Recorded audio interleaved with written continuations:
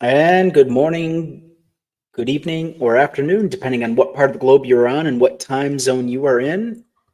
I am your host, Skeptically Speaking. We're going to be reading American Crusade,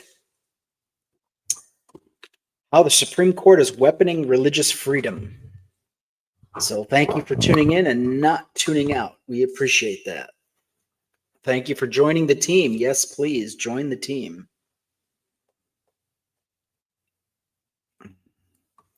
All right, without further ado, drawing lines.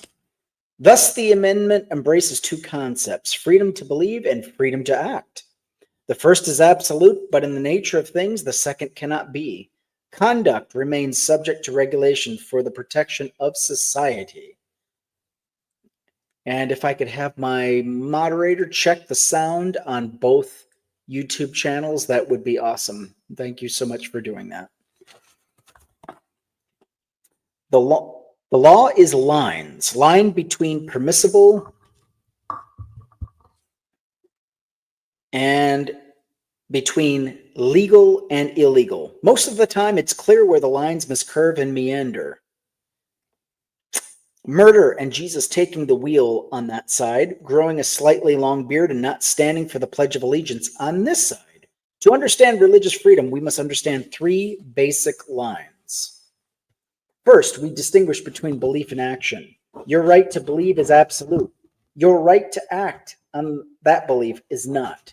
Second, we draw a line between actions that can and should be regulated, even if religiously motivated, and those that shouldn't. Awesome. Thank you so much. Second, let's see, we already did that. If your action harms someone else or impacts their rights, it can be regulated, regardless of religious motivation.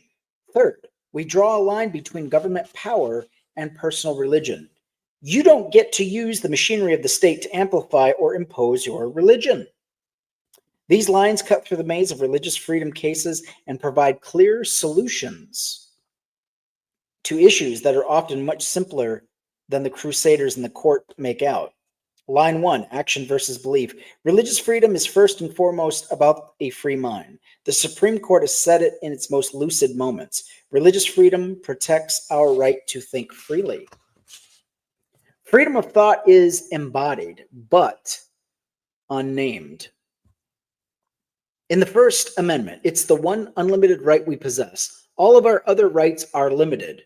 You have free speech, but slander and libel can get you into trouble. You have privacy rights, but the government can intrude with a warrant. Even overtly expansive Second Amendment rights are limited in obvious ways. You cannot carry a gun into the Supreme Court building or on an airplane. Rights are limited. The free exercise of religion included. An unrestrained right to religious freedom is a weaponized religious freedom. Imagine that you hear your God telling you to kill your child as a sacrificial offering.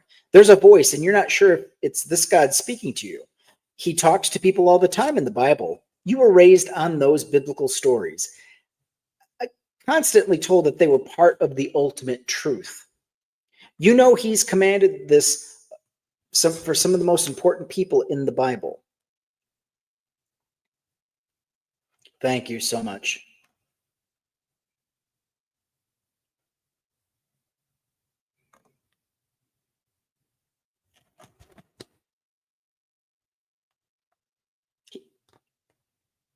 You were raised on those biblical stories. You know he's commanded this of some of the most important people in the Bible. God demands that Abraham murder his son Isaac in Genesis 22. One of the stories the three big monotheistic religions agree on.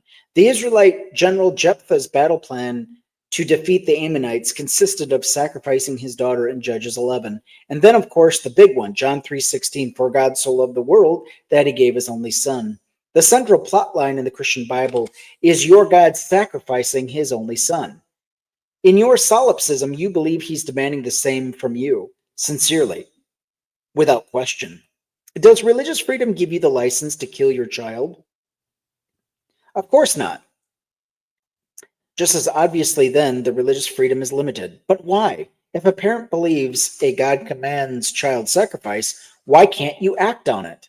partly because belief and action are not the same. Parents can believe that a God is telling them to kill their children. They are even free to worship such a God, though I'd call that a bit of a red flag. But they are not free to act on the belief. Hello, Squidweird34. Thank you. Thank you for coming in. Appreciate you. Freedom of belief is unlimited. Freedom of action is limited. This example is extreme, but clear. Professor Micah Schwartzman dryly observed, at the bottom of every slippery slope involves religious liberty is human sacrifice. He adds, human sacrifice is protected as long as it's actual, actuarial. And while the hypothetical seems absurd, it's not unthinkable. In early 2021, I debated a Christian apologist and asked a version of this hypothetical. My opponent admitted that, yes, absolutely, he would kill his child if God asked. Parents murder their children at God's behest with startling regularity. An Oklahoma mother drowned her 17-month-old because God told me to do it. A devout Christian woman from Tyler, Texas, bludgeoned her children with a rock, killing two because God had told her to and wanted to be closer to the Lord. In Plano, Texas, a woman dismembered and killed her 11-month-old because God told her to. I want to give the baby to God, she said. The first officer to arrive on the scene testified that she would randomly smile and say, "Thank you, God," and praise God. By the way, if this live gets interrupted, please see me on YouTube, Skeptically Speaking, or Skeptical G. You'll find me there.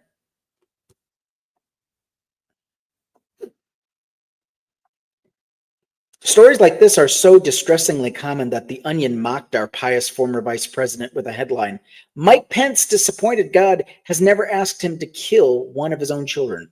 It was so believable and widely shared that Snopes had to debunk the story. The Bible is more violent than many followers of the book realize. Those better versed might wonder why these horrible reports are so mercifully infrequent. First, nearly every believer is better than their holy book. Christians are more moral than the Bible. Second, parents who murder their children have other mental issues that react lethally with their deeply held religious beliefs and the dangerous permission structure those beliefs create. Finally, our law punishes those who murder, even if they kill in the name of God. The law can punish God-mandated infanticide because the right to exercise one's religion, the right to act on religious belief, is not unlimited. We are free to believe anything.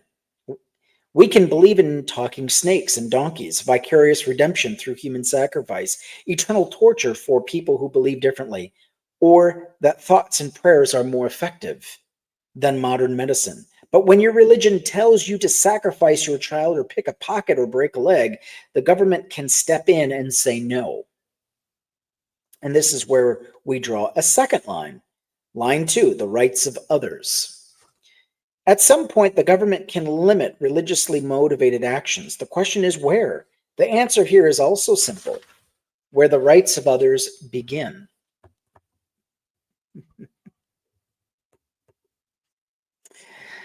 Your right to swing your religion ends where the rights of others begin. It may end sooner in some cases, but without a doubt, it ends there.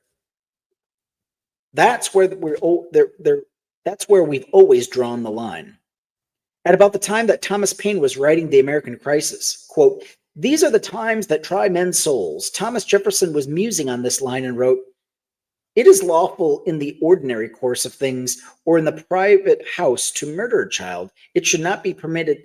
It should not be permitted any sect then to sacrifice children." The Supreme Court also used the human sacrifice example 150 years ago and made the point more clearly. First, the court explained, laws are made for the government of actions, and while they cannot interfere with mere religious belief and opinions, they may with practice. That's line 1. Then the court raised and dismissed the human sacrifice hypothetical in one sentence. Suppose one believed that human sacrifices were a necessary part of religious worship. Would it be seriously contended that the civil government under which he lived could not interfere to prevent a sacrifice? The court can't even imagine someone making the argument.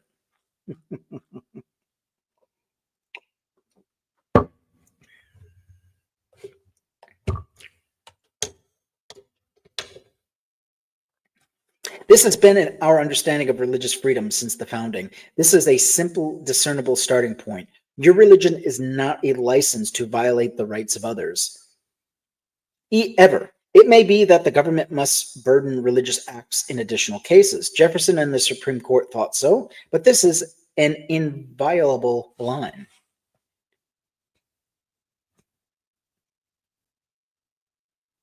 The human sacrifice example is useful not because we draw the line between life or death, but rather because other human rights are being violated. Child sacrifice is the most extreme example, but the principle protects lesser rights as well. According to a Vatican insider, Pope John Paul II whipped himself to get closer to Jesus. Wow. The Pope's right to inflict pain to get closer to his God ends with him, unless you're asked. Keep your whips to yourself. Again, what seems outlandish is sadly real. One Indiana mother, an evangelical Christian, beat her 7-year-old so severely that authorities cataloged more than 35 bruises on his little body, including one curved bruise on his cheek in the shape of a hook on a coat hanger. An observant teacher notified the police, who arrested and charged the mother. The mother argued that the religious freedom law that Mike Pence signed as governor, amid a wave of other such bills, including Mississippi's, gave her the right to discipline her child in accordance with her beliefs. She cited Proverbs 13, spare the rod, spoil the child, and claimed that her religious beliefs mandated this action. I was worried for my son's salvation with God after he dies, she said in court documents. I decided to punish my son, help him learn how to behave as God would want him to. Citing religious freedom as a defense, she pled guilty to lesser charges and got probation. Weaponized religious freedom looks an awful lot like a coat hanger. The violation of another rights needs not to be physical.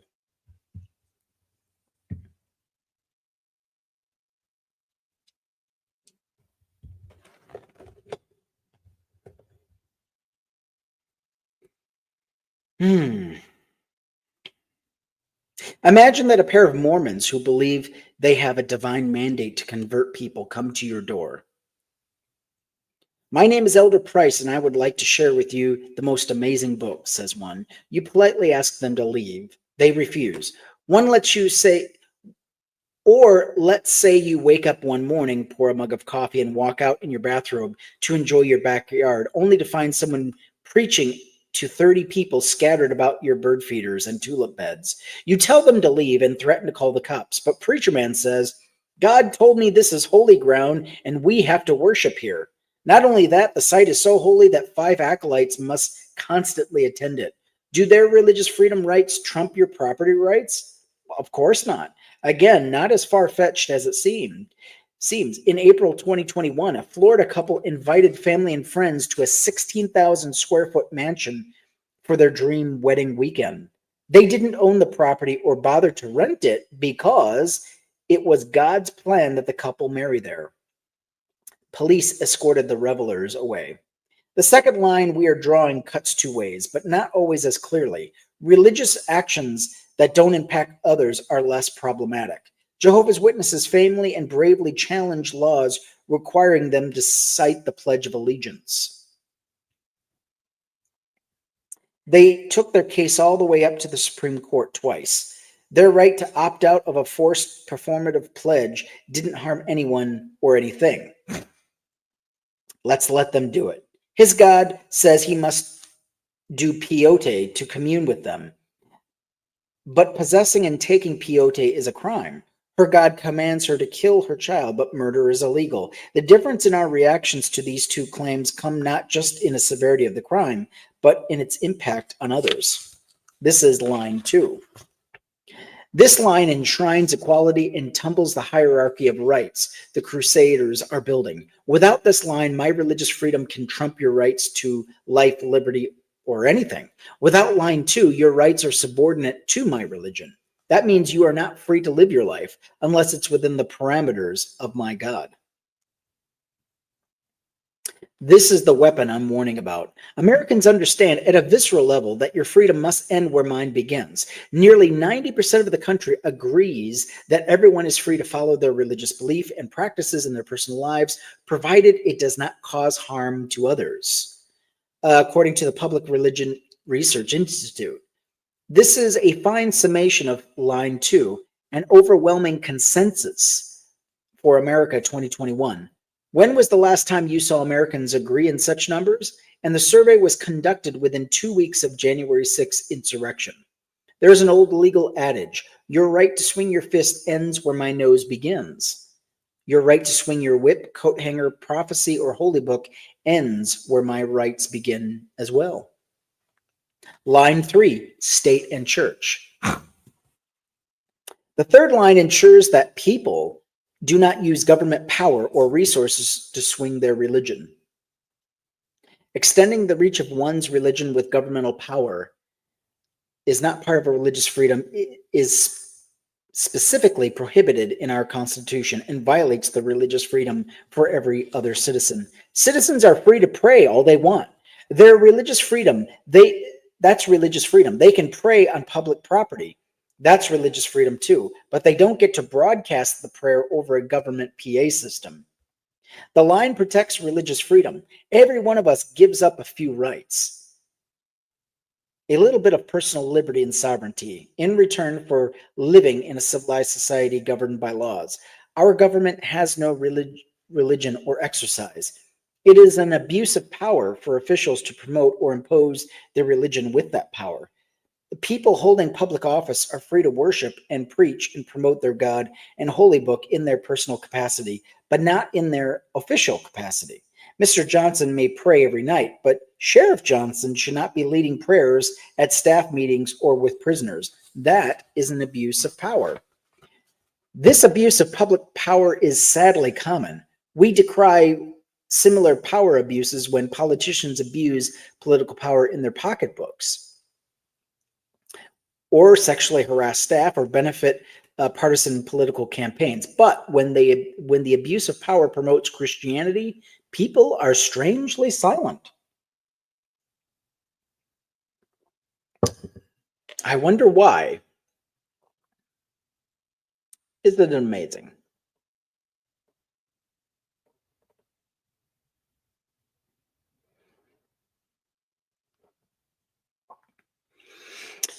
Let's see. Every American has a right to a secular government as a matter of personal liberty, religious liberty. In a case striking down school organized prayer at a public school graduation, several justices explained that mixing government and religion is a threat to free government because it excludes a class of people as unfavored.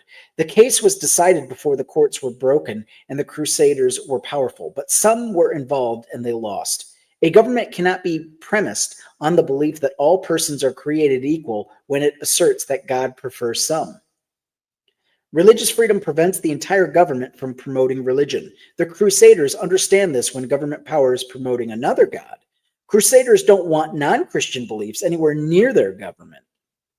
In Taking America Back for God, Andrew Whitehead and Sam Perry show that while Christian nationalists pay lip service to religious liberty, they drew a distinct line, however, at whether these same people, non-Christians, should be allowed to bring their sincerely held beliefs into the public sphere in order to influence civil society.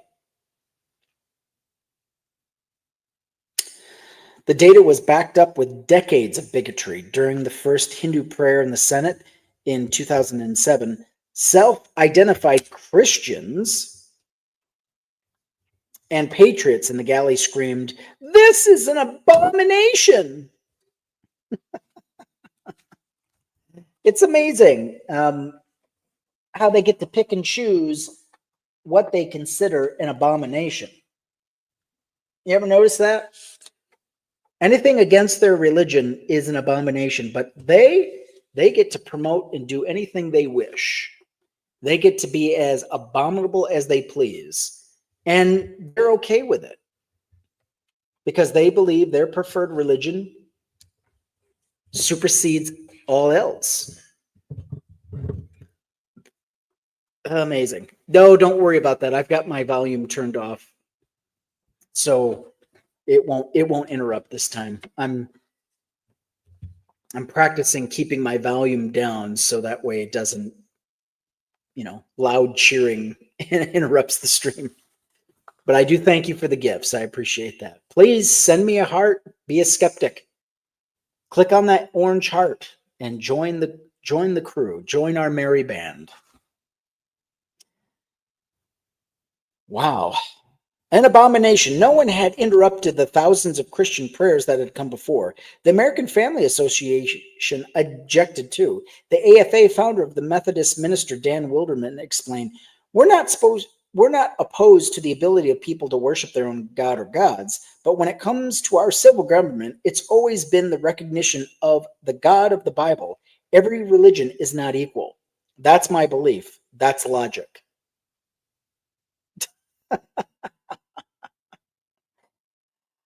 Actually, that's Christian supremacy. When the first Hindu prayer was said in the House, Tony Perkins' Family Research Council, Crusaders originally affiliated with James Dobson's Focus on the Family, responded, our nation is drifting from its Judeo-Christian roots. Tolerance and diversity have replaced the Ten Commandments. It has become necessary to celebrate non-Christian religions even in the halls of Congress. Oh, our founders expected that Christianity and no other religion would receive support from the government. No, absolutely not. Even John Adams knew better than that. Even John Adams said that's a bunch of horse shit.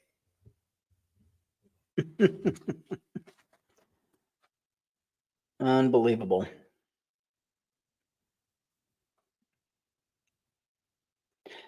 Government support is precisely the problem. Using government powers for religious ends violates everyone's religious freedom. It's just that when it's your religion, you tend not to care.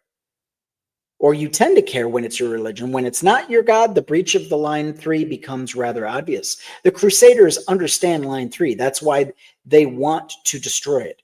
The Crusader seeks to codify Christian privilege. Oh, yes. They love Christian privilege, don't they?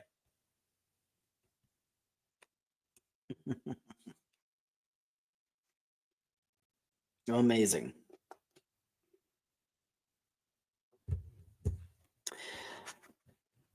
But a multitude of historical counterexamples seem to contradict these lines.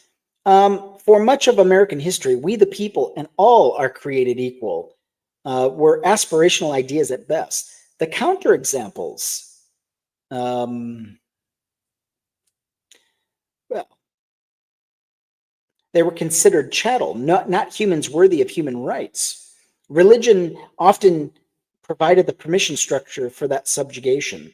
This is about the institution of slavery. As Frederick Douglass explained, I should regard being the slave of religious matter of a master the greatest calamity that could befall me. For of all slaveholders with whom I have ever met, religious slaveholders are the worst. I have ever found them to be the meanest and basest, the most cruel and cowardly of all others. It was my unhappy lot not only to belong to a religious slaveholder, but to live in a community of such religionists. See the founding myth for more on religious relationships to slavery, women's rights, and God-given rights. W.E.B. Du Bois, his quoting line, the Negro church attendates the Negro home, reminds us that Black Americans were granted a measure of religious freedom above other rights and for ulterior motives. For instance, slave Bibles often omitted the Exodus story. Wow, how blasphemous. Ooh, wow, that's amazing. Well, they omitted it lest slaves think of fleeing their bondage. Women fared little better, so suffragist leaders like Lucretia Mott and Elizabeth Cady Stanton rewrote the entire Bible, the Women's Bible, rectified biblical immorality on slavery and women's rights because no reform has ever been started, but the Bible falsely interpreted has opposed it, as Stanton once wrote. The failure was not was in not recognizing our shared humanity, and to a lesser extent, not enforcing the lines, especially line 3. The lines would have worked, but we lacked the collective courage and moral fiber to heed them. These three common sense lines are what the Crusaders are seeking to obliterate as they weaponize religious freedom. They are claiming the right to act on any religious belief, no matter what the harm to others, or to abuse government power to extend the reach of those actions. Yeah, buddy.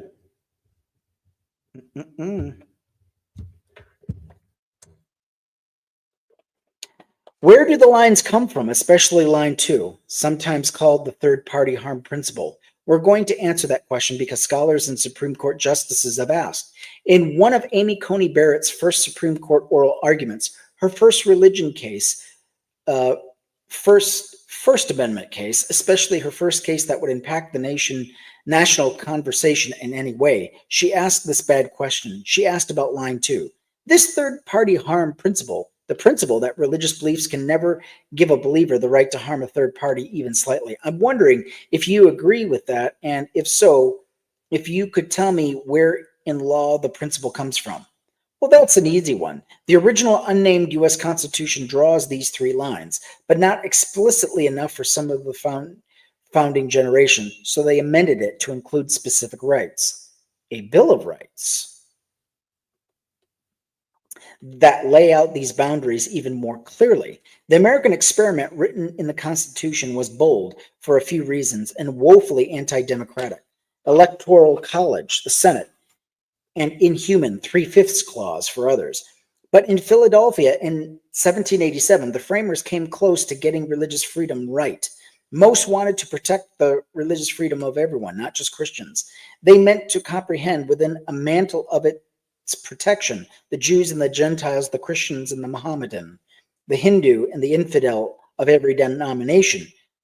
Jefferson later wrote of the law that became the forerunner of the First Amendment, explaining why the legislature refused to dedicate the law to Jesus Christ. Certainly not every founder agreed that this was or should be the ideal, but its argument that won the day and led the founders to one of their truly revolutionary decisions.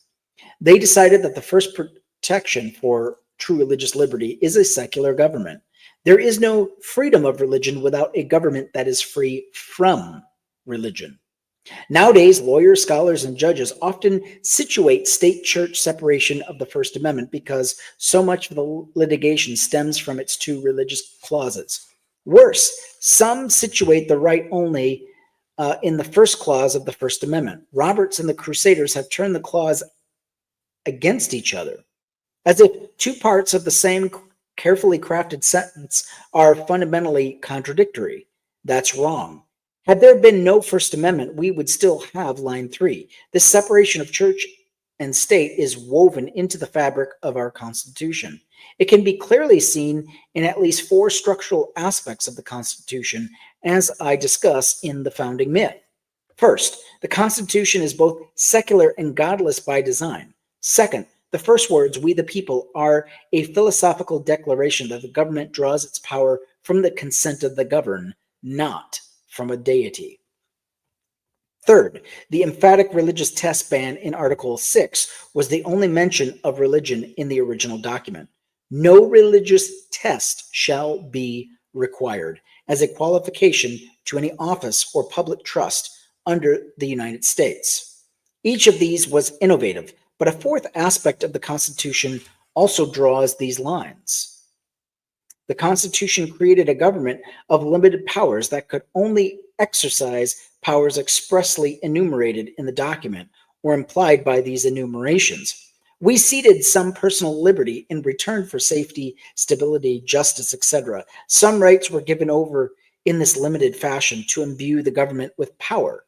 Some were not. We, the people, never ceded or granted to the government power over the mind, over conscience. Alexander Hamilton compared the King of Great Britain's powers to the limited powers of the president, listing checks on presidential power. Hamilton drove his final point home with a rare exclamation mark, the one The one has no particle of spiritual jurisdiction. The other is the supreme head and the governor of the national church. Crucially, this doesn't mean that the government has no power over religion or religious acts. We instituted the government to, in part, prohibit murder, even religiously motivated murder. We instituted the government in part to protect property rights, even if the people think your backyard is holy ground. Even when people claim religious freedom, the government can still regulate action to accomplish its goals and exercise its limited power. We, the people, gave the government no particular power on matter of conscience or belief. Nor could we. Most of the founders thought it was impossible to grant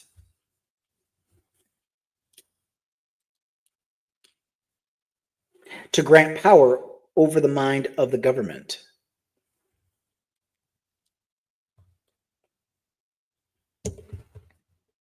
Belief is unlimited, but again, action is not.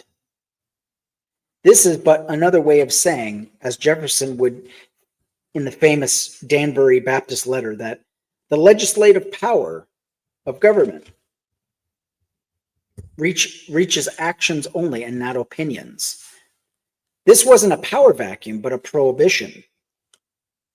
And they weren't done. To further limit the government and protect the people's rights, the first Congress proposed constitutional amendments, including the First Amendment.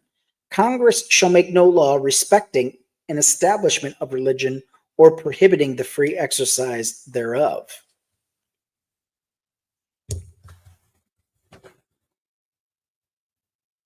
Or abridging the freedom of speech, or of the press, or of the right of the people peaceably to assemble, or to petition the government for a redress of grievances. Those 6 rights, a secular government, free exercise of religion, free speech, free press, assembly, and petitioning the government, all seeking to protect the freedom of thought, draws the lines. Line number 2, the line Amy Barrett was most concerned with was almost assumed as a given. James Madison, the father of the First Amendment, wrote a friend about how Congress deviated from the strict principle. In line 3, when it hired chaplains and when the president declared fast days.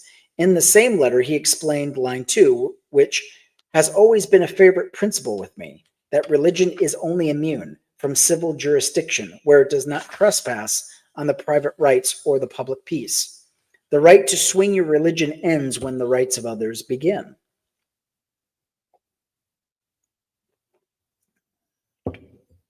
Put more simply, line 2 is enshrined by equality, an aspirational ideal America hasn't fully realized. Barrett's question about the origin of third-party harm assumes Christian supremacy. Why ought any right be a license to harm others, to violate their rights, inconvenience, annoy, anger, frustrate others? Sure, all of that. But why would free speech or freedom of the press or free exercise of religion be a license to trample another's rights to bodily autonomy or to be free of discrimination in a place of public accommodation? The better question is not where the concept of third-party harm originates, but why the right to religion should ever extend beyond the individual, let alone in a way that violates the rights of another. It shouldn't. The question is not why can't religious freedom harm others, but rather why on earth do you think it can? For an example, would believing in the pious utility of self-flagellation give you dominion over the body of others? To permit this is to subjugate non-adherents' rights. That may be the aim of the Crusade, but these constitutional lines exist to prevent precisely that. Our government gives to bigotry no sanction, but that first requires believers to demean themselves as good citizens. Washington uses demean here in the sense to conduct or behave oneself, usually in a proper manner, not in the sense of diminishing oneself. Religious freedom has never had an absolute right. It was always subordinate to law, rules, regulations, rights of others, to being a good citizen. To enjoy the rights protected in the Constitution, one must first cede a bit of sovereignty and comport themselves as a good citizen. Only then may they exercise their religious freedom. We often debate these fights as religious exemptions, religion exempting itself from the law, but that's not quite right. Religion and government are two different systems of law. In the American experiment, one is mandatory, the other is voluntary. Civil law, which all must follow, and religious law, which people can adopt or not. The two systems are separate, though bound to collide. If voluntary religious laws can always exempt a person from the mandatory civil law, that mandatory law would eventually cease to exist, replaced by religious law. To permit this would be to make the professed doctrines of religious belief superior to the law of the land, and in effect to permit every citizen to become law unto himself. Government could exist only in name under such circumstances, explained the Supreme Court 150 years ago. People can add rules for their personal behavior if they so desire, but they must follow the baseline. If your religion demands more of you and that the additional burden doesn't conflict with the law, you may do more. If your religion demands more of you and it doesn't conflict with the law, kill your kid, whip your friend, trespass, you must follow the law. Believers must find the courage of their religious convictions and accept the consequences for acting on their beliefs. The faithful are supposed to be, well, faithful. Religious freedom cases often arise because believers lack this courage. Is the believer bearing the burden of their religious belief, or are they asking others to bear that burden? Is the believer accepting the costs of the belief, or are they trying to pass those costs along with religious freedom? If your God doesn't like birth control, don't take it. If your God thinks marrying a person of the same sex is sinful, don't marry someone of the same sex. If your religion demands private religious education for your children, you and your church pay for it. Religious freedom does not mean burdening others with your religion. It means freely burdening yourself.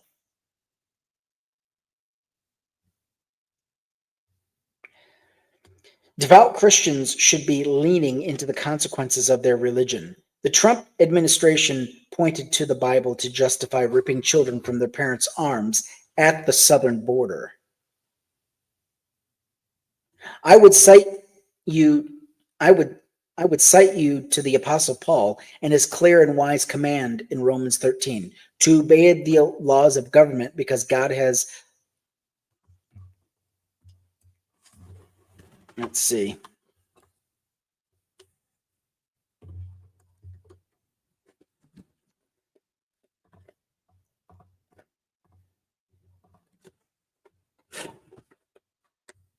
to obey the laws of government because God has ordained them for the purpose of order, said then Attorney General Jeff Sessions. Sarah Huckabee Sanders, Trump's press secretary, agreed. It's very biblical to enforce the law, she said. A biblical mandate to heed the civil law was to be obeyed when the burden fell on brown families crossing the southern border. But when white American Christians wanted to disobey the law, Sessions joined the crusade to exempt them from the law, even using the Department of Justice to weaponize religious freedom across the federal government. He created the Religious Liberty Task Force and issued a 25-page memo that redefined the principles of religious liberty. Sessions consulted with Alliance Defending Freedom, the crusaders responsible for Mississippi's religious freedom law. On that memo, he spoke at an ADF conference. The crusaders are cowards, lacking the courage of their loudly confessed religious convictions. American Christians' own religion tells them to expect tribulations, not government and law bending to their every whim and fancy. Impending persecution is one of the few points on which all four gospels agree. American Christians preach, expect, and even yearn for persecution. The fabricated war on Christmas, the God's Not Dead movies, which have financial ties to the Crusaders, the Left Behind books, the Fox News feeds this persecution complex. About half the country and 3/4 of Republicans think American Christians face persecution. According to the Public Religious Research Institute, White evangelicals are the only major religious group in which a majority say Christians face a lot of discrimination, and are also the only group that thinks American Christians face more discrimination than Muslims. I'd be first to stand alongside my Christian comrades if the government were persecuting them, but that is not happening. Christians must find the courage to bear the cost of their beliefs, especially their bigotry. Each year, Crusaders at the Family Research Council bestow the Cost of Discipleship Awards. In 2015, a county clerk in Kentucky received the award. She reveled in what she mistook for persecution was simply line 3. Bigotry in Kentucky. Here we go. Chapter 4. Thank you for the gifts. I appreciate it. Drawing lines. Bigotry in Kentucky. Let's have a little Jim Beam with that. Davis versus Ermold. Pope Francis, who just passed. Oh, by the way, Pope Francis died within hours of meeting J.D. Vance. I don't think that's a coincidence. I think J.D. Vance is an energy vampire, and just being in his presence created such a strain on the Pope that he just couldn't bear it anymore and ended up having a heart attack, cardiac arrest. Let's not be naive. We're not talking about a simple political battle. It is a destructive pretension against the plan of God. We are not talking about a mere bill, but rather a machination of the father of lies that seeks to confuse and deceive the children of God. Pope Francis, in a 2010 letter to nuns in his home country, Argentina, after it legalized gay marriage,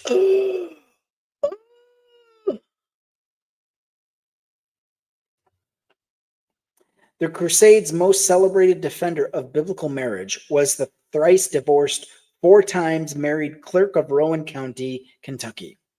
George Wallace stood in the schoolhouse door to block equality in 1963.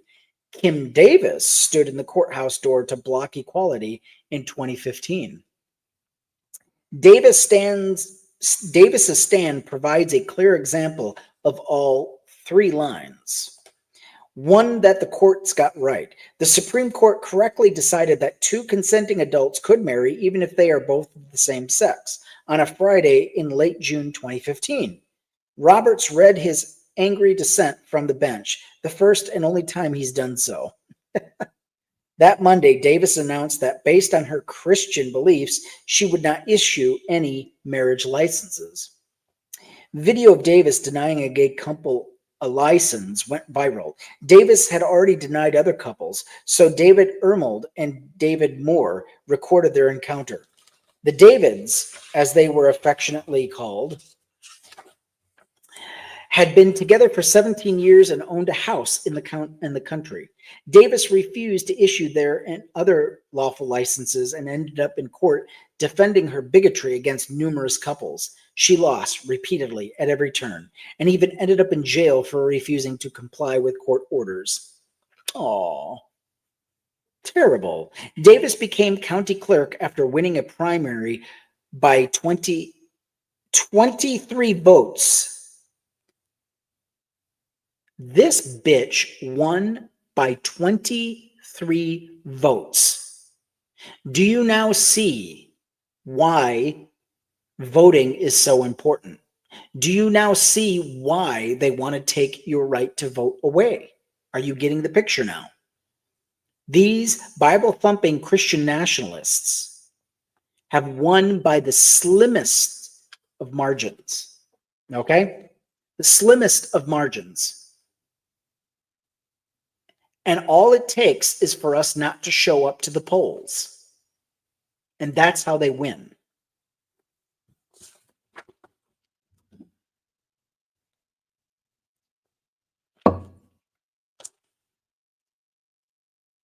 Unbelievable.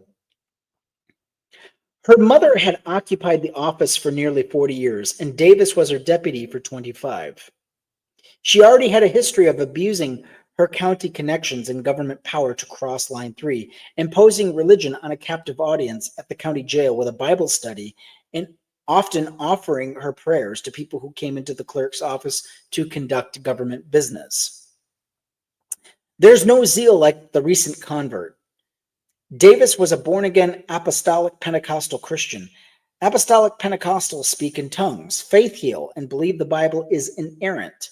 Davis converted to this brand of Christianity right about the time the Solid Rock Apostolic Church opened, about 4 years before she rose to infamy. So she had 4 years of being uber radicalized, even more than what she already was. Less than 6 months after taking her oath of office to uphold the law and the Constitution, Davis began wielding official power to impose biblical law on Rowan County. Davis' response to marriage equality was right from the segregationist playbook. If they can get married, then nobody is getting married. This was the response to desegregation. Close the schools, close the pools, shut it all down. Davis was following the racist playbook. She ordered her deputies to refuse to issue licenses too. Fox News' Megyn Kelly later referred to this burn the house down mentality as equal treatment you were giving. Wow. This was before Megyn Kelly completely lost her mind. One obvious issue with this strategy is that if this county clerk can deny lawful licenses, then so can other county clerks. It's not hard to envision all 120 Kentucky counties on the bigotry bandwagon. This shows the hollowness of the just go somewhere else arguments. If denials are permitted, there would be nowhere else to go. Issuing such licenses was one of the clerk's duties. If a clerk cannot do her job, the solution is to resign, not take away everyone else's rights. The violation of LGBTQ people's rights is clear. They were denied the ability to marry. The Supreme Court had vindicated this right just days earlier. Dan Cannon, a Louisville law professor and lead counsel for the plaintiffs who won the case at the Supreme Court. Cannon also represented several couples against Kim Davis. Cannon suspects that if she had had counsel who really cared about anything other than publicity, we might have been able to come up with a creative solution to the license issue. Like a underling taking the responsibility, and so she wouldn't have to issue a single license. He literally told the other clerks that worked in the office not to issue any licenses. She could have just buried her head in her office and had someone else do it. She didn't even have to be the one to do it.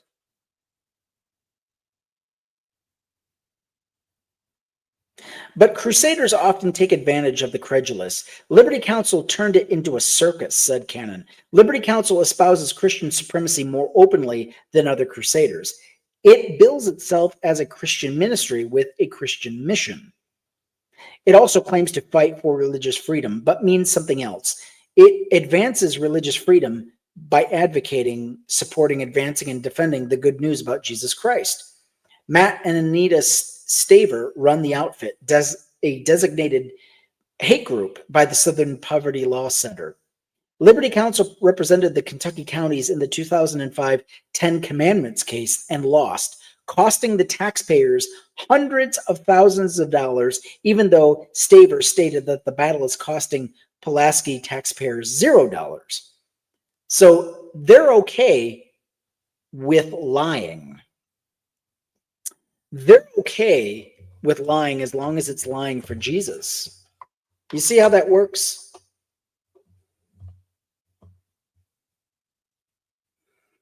It's amazing.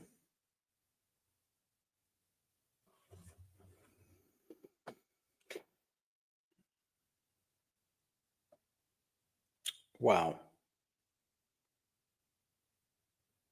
Matt and Anita Staver run the outfit.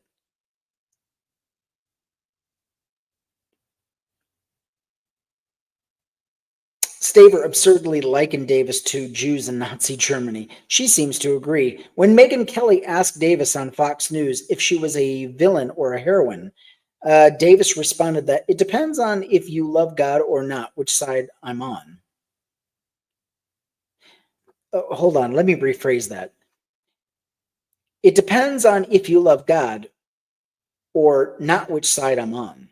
Then she was simply someone that God is using. Humble suggestions of being an instrument of God aside, this was a minor civil servant abusing what little power she had to impose her religion on everyone.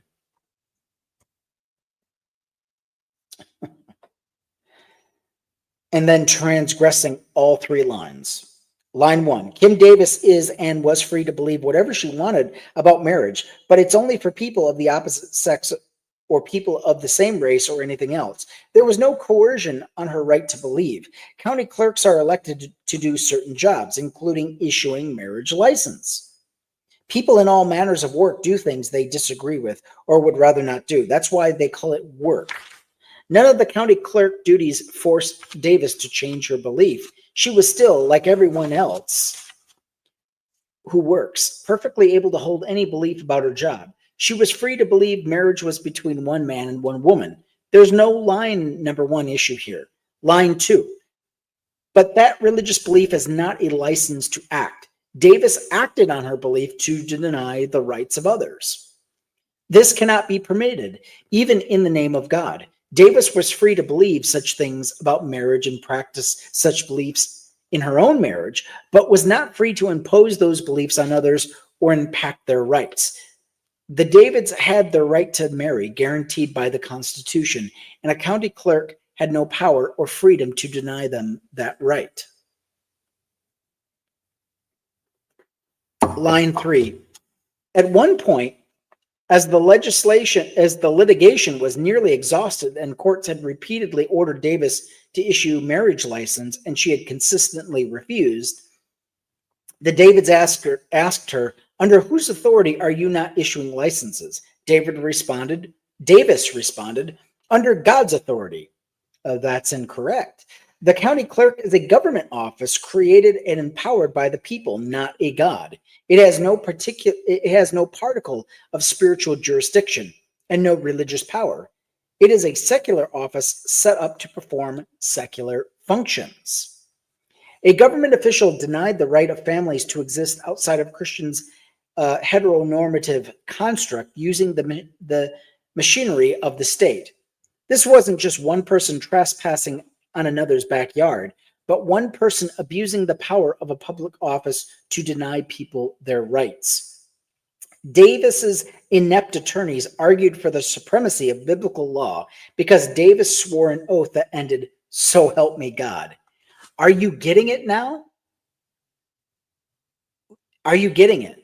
This creepily inserted dildo of faith under God needs to be taken out of all of our oaths. It needs to be taken out of the Pledge of Allegiance. Do you see how these religious creeps are weaponizing religion? Do you get it now? Do you see how important it is to erect the wall of church and state and erect it high?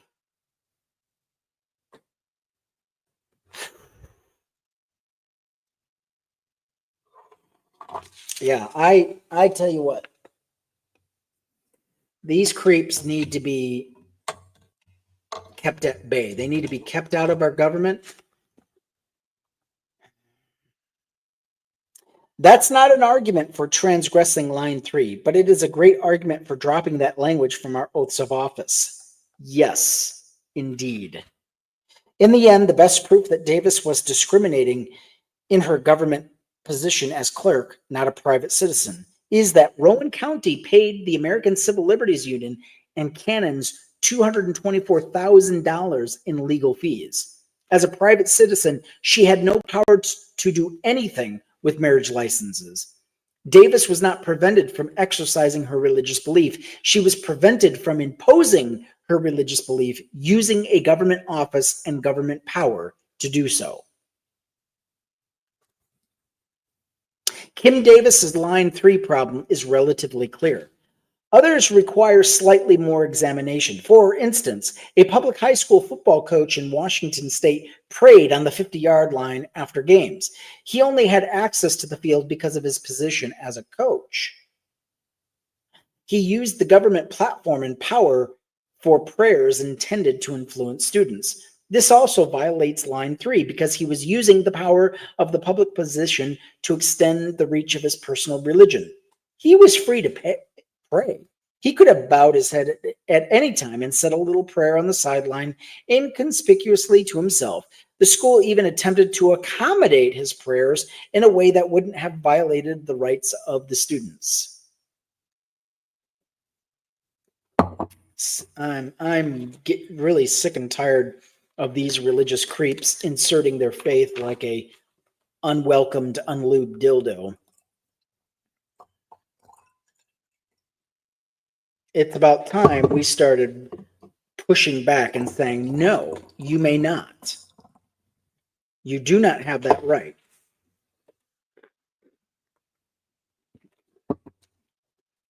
But this is what happens. This is what comes when you placate, when you concede, when you give in to the religious dogmas of these wackos and psychos. You know, we kept saying, well, it's only this, it's only that, it's not that big of a deal. Just give it to them. And where are we at today? Where are we at? We have leaders in the highest office in the land imposing their religious beliefs on the entire country. And if they had it within their power, they would extend that to other countries as well. Oh, you don't think it could happen? We didn't think Roe v. Wade could happen either. And look where we're at. We didn't think that, you know, the religious extremists would get Donald Trump elected. But this is what happens when good people decide to do nothing. When they do not get involved politically. When they decide to withhold their vote. This is what happens. I hope you're paying attention. I hope you're listening. And I hope you're hearing.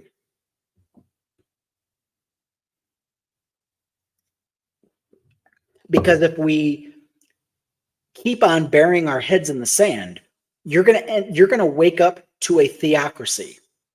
We keep talking about Arab lands. We keep talking about places in the Middle East. And we keep saying, oh, that'll never happen here. Do you not listen to these religious extremists? They want a religious Christian Taliban rule of law here in this country. The Constitution, they never cared about it. They weaponized the Constitution for their own ends. But that's it.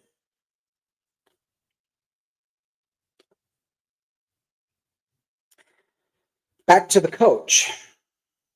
The school even attempted to accommodate his prayers in a way that wouldn't have violated the rights of the students, but he wanted to exercise the power of the government position to showcase his Christianity to students under his care. No other adults was free to walk onto the field and pray, but he was there because of his role in the public school, and no aspect of that role was religious. He refused to stop abusing his power, so the school district put him on paid leave. He chose to sue the school district instead of reapplying for the $5,304 per year contract. Every court sided with the school district, relying on decades of precedent. But a crusader kept his case alive, and the Supreme Court, which was packed since he first brought his case in 2015, is set to rule in his favor as this book goes to print. Jesus himself condemns performative public prayer as hypocrisy in the Sermon on the Mount. Quote, when you pray, don't be like the hypocrites who pray publicly, where everyone can see them. So much for being true to God's word. In a conversation about Kim Davis, Salman Rushdie identified the classic trope of the religious bigot. While they are denying people their rights, they claim their rights are being denied. While they are persecuting people, they claim to be persecuted. While they are behaving colossally offensive, they claim to be the offended party. It's an upside down world. Davis claimed persecution, that her rights were violated, but which ones? She was able to worship on Sundays, study the Bible on Wednesdays, pray every day, get divorced 3 times, marry 4 times, and have 2 children out of wedlock. An outdated phrase, of course. She was invited on national television to spout her bigotry. National figures rushed to her defense. They hosted rallies and wrote op-eds in her favor. The most watched news channel breathlessly supported her fight. People thought she was a hero, as one woman told the New York Times, adding that Davis was standing strong against the gays. And I agree with her. The Bible says husband and wife, not 2 women and not 2 stupid men. Still, Davis was insistent. I never imagined a day like this would come, where I would be asked to violate a central teaching of Scripture of Jesus himself regarding marriage, to issue a marriage license which conflicts with God's definition of marriage, with my name affixed to the certificate which violates my conscience. Then get your fucking ass out of government. Right? Get your ass out of government, so that your conscience will not be violated, because we would hate for that to happen. Fuck you. Moving on. But she wasn't actually asked to violate anything. This raises a helpful question we can ask in these cases. If the court decided against the person claiming religious freedom, what's the worst that will happen? Here, nothing. Davis was not asked to marry in violation of her faith. If Davis was against same-sex marriage, then she shouldn't marry someone of the same sex. Davis was against others getting married. She wanted her version of biblical law imposed on others. There's the key phrase. It was never about religious freedom. It's never about religious freedom. It's about imposing their will on others, and they will do it too. The moment you give them an inch, they will take the fucking equator. They don't give a damn. I hope you're paying attention. The issue of her name appearing on the certificate was minor. Eventually, all clerks' names were removed from the marriage license. An easy solution. Dan Kanan envisioned at the outset, if her convictions were really as strong as she claimed, she could have simply quit her job. Yes. Kim Davis's conviction was not so strong that she'd quit her $80,000 a year job. Ooh, that's a lot of money. I'd love to be making $80,000. Cannon pointed out she didn't want that. She wanted the gay couples to bear the cost of her religious convictions. She was pious when her actions impacted others. When it took away their rights, she was pious right up until the point where it affected her. Oh, yes. If her God refused to let her do her job, that's on her and her God. The government and the rest of the citizenry need not be involved and cannot be affected. Right? My conscience will not allow me to issue a license of the same-sex couple because I know that God ordained marriage from the very foundation of the world to be between a man and a woman, claimed Davis. But this was not quite true. The Bible is remarkably unclear about marriage. Oh, yes. For me, said one of David's when they finally married, this is a blessing from God. And they can't take that away from us. He believed his God blessed same-sex marriage. Really, I mean, why would you credit the God of the Bible for that? You know what I mean? Why should the God of the Bible get credit for your marriage? If it was up to the God of the Bible, this couple would have been stoned. That's what the Bible teaches. Okay, let's be real. Let's keep it 100. I mean, I understand what they're trying to do, but then again, it repulses me. Do not give the God of the Old Testament or New Testament credit for your marriage. Thank the secular government which pushes back against religious fundamentalism and extremism. You can thank the secular government for that, but don't credit God. God didn't do anything. In fact, the God of the Old Testament inspired Kim Davis to be the cunt that she was. Let's keep it 100. Shall we? But okay.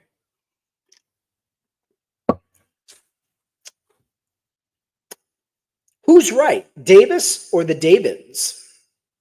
They're both kind of wrong, but that's just me. Does it matter? Courts nearly always uncritically accept every religious claim of anyone arguing religious freedom. Courts never examine the truth or the coherence of a belief, and typically refuse to question the sincerity of a belief, though this is permissible and mentioned earlier, regularly done to prisoners. Ugh. This abstemious, I don't understand that word, abstemious policy might make sense in a case where a religious exemption has no impact on anyone else, but religious justifications for impacting another's rights should be treated with more skepticism, not more defense. I agree with that. If only because the Bible is rarely clear on any point and can be cited to justify any position. Exactly. That's what makes the Bible so great, is you can use Bible verses to justify any position you want. Be honest. Are you truly happy in your life? What the fuck does that mean? What do you mean by that question? I mean, thanks for asking it, but okay. I mean, it doesn't. Are you truly happy in your life? No, I'm not happy with my life. I live in America. What kind of a fucking question is that? The religious extremist fundamentalists, whack jobs, are running the country into the ground. So, no, I'm not happy at all. And neither should any clear thinking citizen of the US. Oh, leave? No. No, no, no, no, no. Ed Greer? No. I'm going to pin you. Let's see. Pin this comment. No. You leave. I'm not going anywhere. You leave. Why don't you find yourself a country where religious extremism is accepted and the norm? I've got a good place for you to go. Why don't you move to Iran, or you can go to Russia and you can live under all the religious extremism you want? How about you leave? My government, of the people, by the people, and for the people, does not accept your command.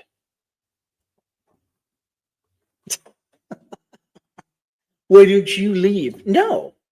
The founding fathers would have told you to get lost. And in no uncertain terms, to go fuck yourself. Why should I leave? Why don't you leave? Why don't you leave? Yeah, okay. Where was I?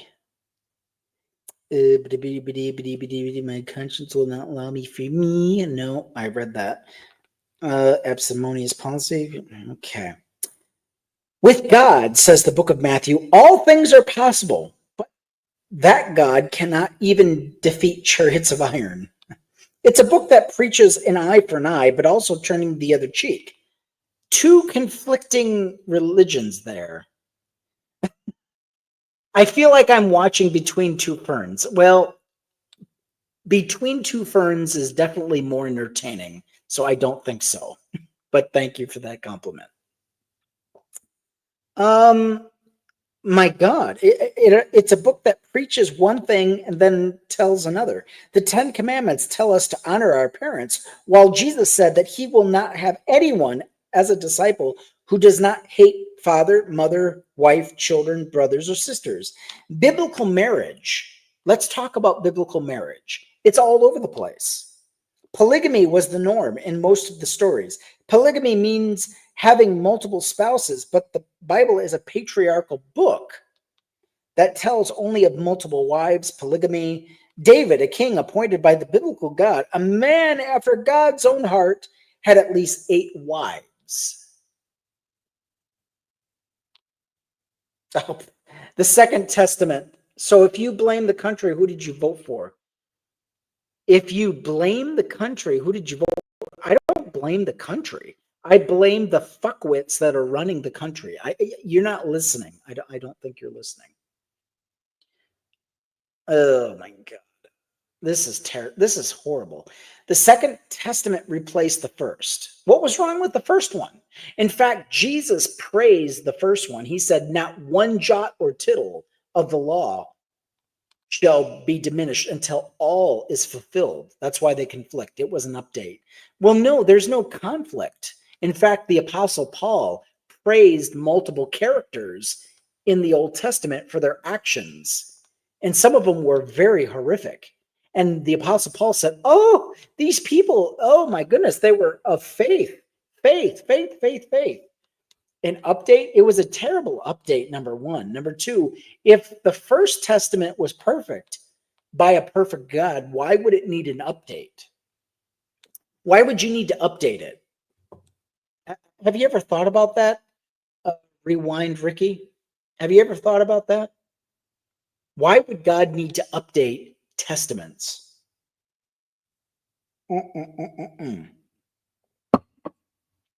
Let's move on. Polygamy. David was married to multiple wives. Solomon, David's son, had the divinely appointed successor, had 700 wives. So because the main part of the code was good, it couldn't be updated through new perspective. That makes no sense at all. Tina thanks God. Hi, Tina thanks God. Why do you thank God? What are you thanking God for? What are you truly thanking God for, and why? Why would God need thanks? 700 wives. Can you imagine? To save lost souls. What were they? I mean, lost. Lost. Okay.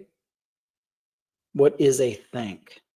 What is a thank? I don't know. I don't understand that question.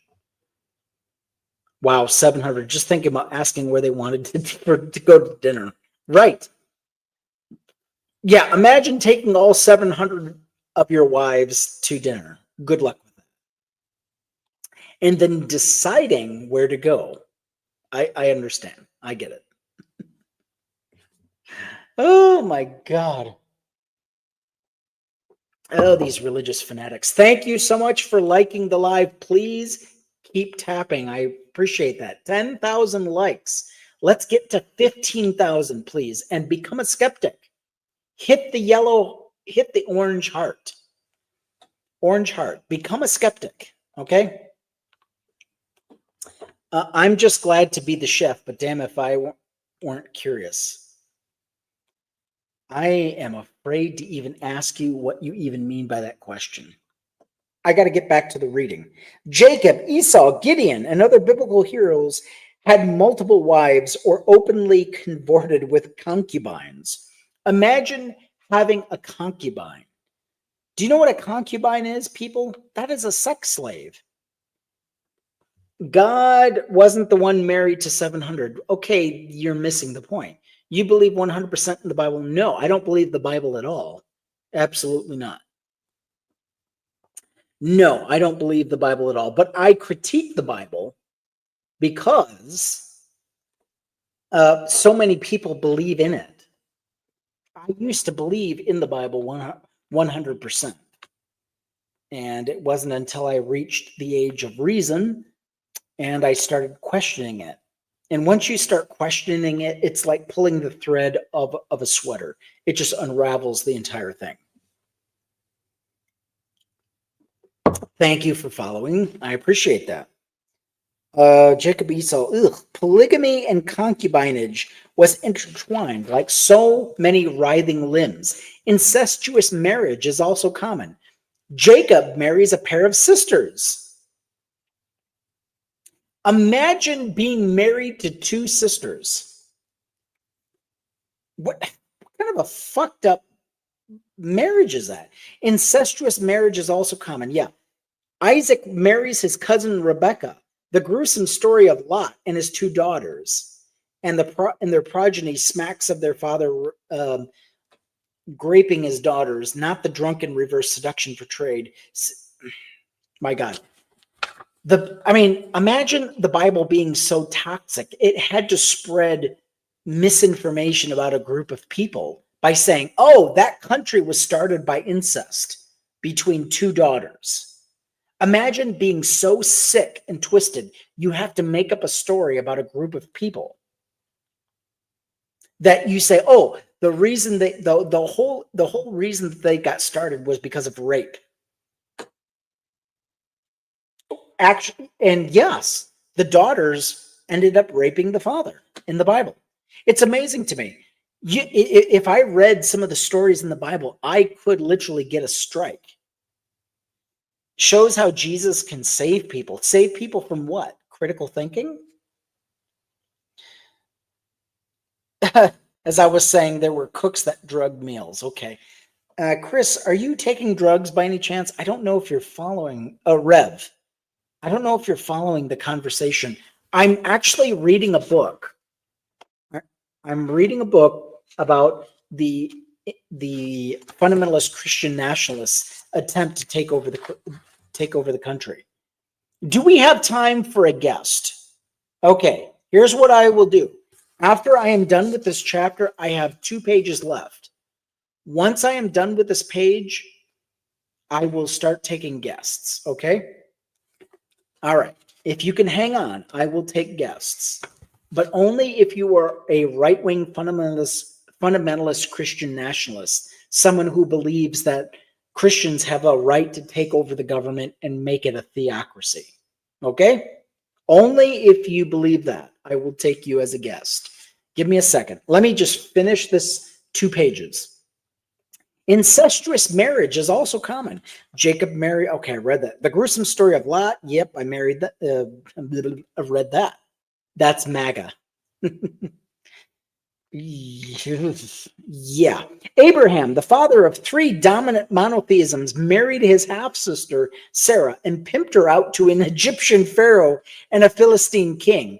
The biblical God ordered Abraham to sacrifice the offspring of that incestuous marriage, Isaac giving up our easy line drawing example. Abraham also married his sister's wife's slave, Hagar, and they had 1 child together. Jesus Christ did none of that. Well, Chris, if Jesus is God, he condoned it and literally cemented the stories in his word, the Bible. Chris, I hope you request to come up here on the live. I would really like to talk to a Christian nationalist who wants to make sense of the ridiculousness of the Bible. And we can have a civil discussion. I don't mind that. Moving on. Other biblical marriages that might actually fit the definition of 1 man and 1 woman are immoral. The widow forced to marry her brother-in-law. The kidnapped woman is forced to marry her kidnapper. The slave given a wife. The rape victim forced to marry her rapist. That is Old Testament law. Ugh. Okay, Chris. We'll see if you stick around. When Moses conquered his promised land, he often slaughtered every inhabitant. But all the young girls who have not known a man by sleeping with him, Keep alive for yourselves. This is Moses, who the Apostle Paul actually praises. He commanded his soldiers that they were booty or spoils, tens of thousands of human beings forced into sexual slavery. The soldiers could choose to marry them or not, depending on how well the chattel pleased the men who had slaughtered their family and friends. Legal marriage requires consent, but biblical marriage is conquest. When the main biblical characters finally move away from polygamy, the writers move them to the opposite extreme. Jesus and some of his disciples never married, the happy state Paul wished on all his disciples. This has led many, from serious scholars to satirists, to assume that Jesus and his unmarried male disciples enjoyed the sin this Kentucky clerk loathed.